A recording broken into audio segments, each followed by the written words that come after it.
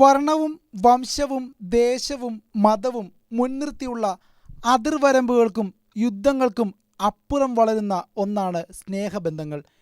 ഏകാധിപത്യത്തിനെതിരെയുള്ള നിലയ്ക്കാത്ത പോരാട്ടങ്ങളാണ് ഇങ്ങനെയുള്ള ഓരോ സ്നേഹബന്ധങ്ങളും.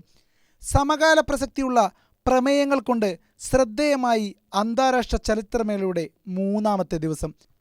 യുദ്ധക്കെടുതികളിൽ നിന്ന് രക്ഷപ്പെടാനും തൊഴിൽ കണ്ടെത്താനുമായി തുർക്കിയിലെത്തുന്ന സോണിയ എന്ന ഉക്രൈൻ പെൺകുട്ടിയുടെയും ഡാനിയ എന്ന റഷ്യൻ യുവാവിൻ്റെയും പ്രണയമാണ് എസ്തോണിയ സെർബിയ സംയുക്ത സംരംഭമായ ഡെഫ് ലവേഴ്സ് എന്ന ചിത്രം. യുദ്ധത്തിന് വെന്ത മാംസത്തിൻ്റെ മണമാണെന്ന് ബോറിസ് ഗഡ്സ് സംവിധാനം ചെയ്ത ചിത്രം ഓർമ്മിപ്പിക്കുകയാണ്.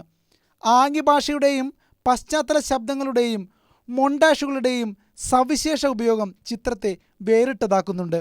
വംശീയവാദികളുടെ ഭീഷണിയും ആക്രമണവും വകവയ്ക്കാതെ റാമി എന്ന പലസ്തീനിയൻ യുവാവും ഫിഫി എന്ന ജൂതയുവതിയും ഒന്നിക്കുകയാണ് സ്കാൻഡർ കോപ്റ്റി സംവിധാനം ചെയ്ത ഹാപ്പി ഹോളിഡേയ്സ് എന്ന പലസ്തീൻ ചിത്രത്തിൽ.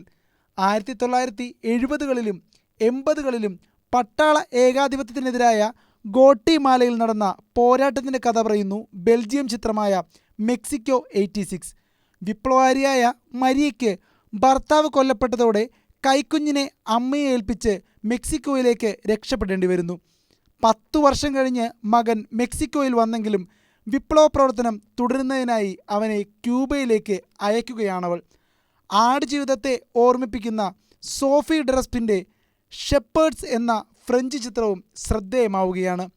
ആസിഫ് അലിയെ നായകനും അമല പോളിനെ നായികയുമാക്കി അർസാഫ് അയൂബ് സംവിധാനം ചെയ്ത മലയാള ചിത്രം ലെവൽ ക്രോസിന് നല്ല പ്രതികരണമാണ് മേളയിൽ ലഭിച്ചത്. രാഹുൽ സദാശിവത്തിൻ്റെ ഭ്രമയുഗത്തിൻ്റെ 2ാം പ്രദർശനത്തിനും തിയേറ്റർ തിങ്ങി നിറഞ്ഞു.